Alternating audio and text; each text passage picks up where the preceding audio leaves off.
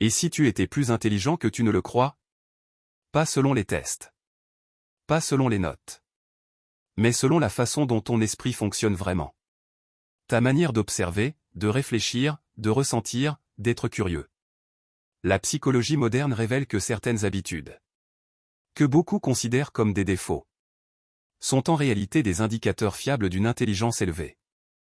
Et tu vas voir que la plupart de ces signes ne ressemblent pas du tout à l'image classique du génie. Reste jusqu'à la fin. Certains de ces traits pourraient complètement changer la façon dont tu te perçois. Tu connais ce moment où ton esprit continue de tourner, même quand tout semble clair? Beaucoup appellent ça trop réfléchir. La psychologie appelle ça la réflexion cognitive profonde. Ton cerveau ne se contente pas de voir une situation. Il veut la comprendre, la décortiquer. Voir les options possibles. Anticiper les conséquences. Ce n'est pas de la peur. Ce n'est pas du stress. C'est ta manière naturelle de naviguer dans le monde. Et souvent, tu te surprends à penser: j'aimerais que mon esprit se taise un peu. Mais cette capacité fait partie des esprits naturellement brillants. Les personnes très intelligentes ne cherchent pas à avoir l'air intelligentes. Elles cherchent à comprendre. Et ça se voit dans leurs habitudes. Tu regardes quelque chose par curiosité. Et tu finis par apprendre pendant 1 heure. Tu te perds dans un sujet qui n'a rien à voir avec ta journée. Tu t'intéresses à des concepts, des idées, des histoires. Ce n'est pas du temps perdu. C'est ce que les chercheurs appellent la motivation intrinsèque à apprendre. Ton cerveau se nourrit naturellement de nouveautés.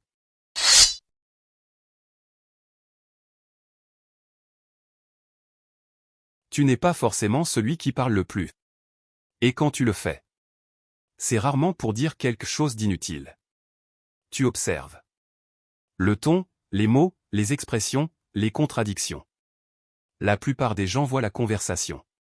Toi, tu vois les nuances. Ce n'est pas de la timidité. C'est de l'analyse sociale avancée. Un signe d'intelligence cognitive et émotionnelle. Point surprend beaucoup de gens. Mais les psychologues sont clairs.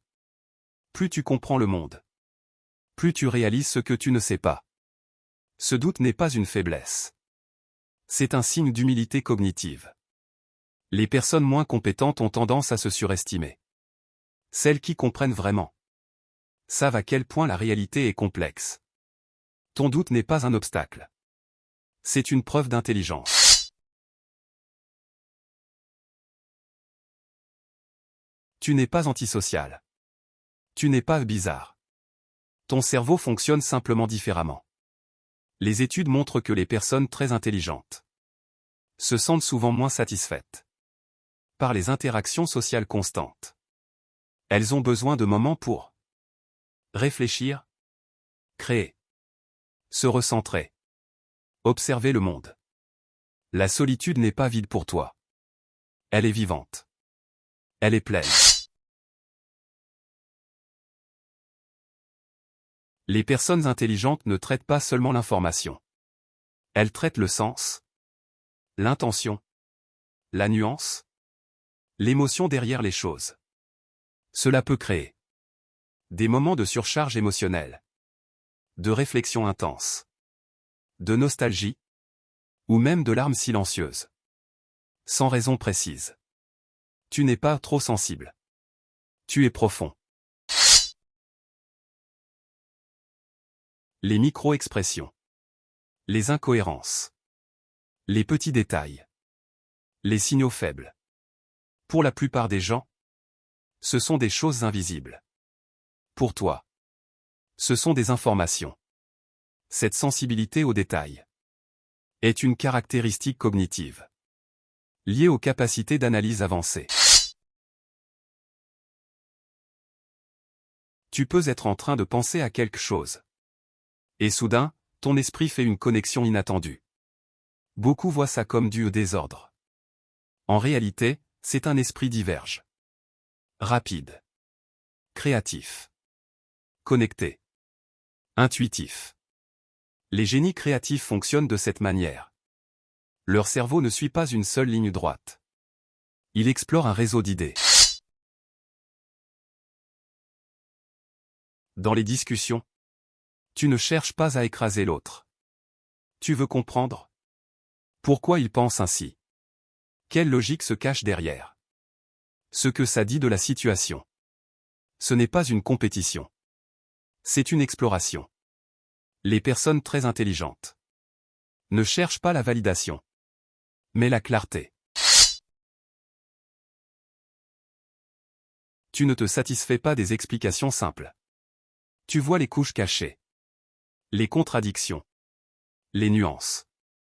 Ce que d'autres appellent compliqué. Toi, tu appelles ça réaliste. Cette vision profonde, parfois lourde, parfois magnifique, est un signe d'intelligence mature. Si tu te reconnais dans plusieurs de ces signes, tu n'es pas seulement différent. Tu es probablement plus intelligent que tu ne le penses.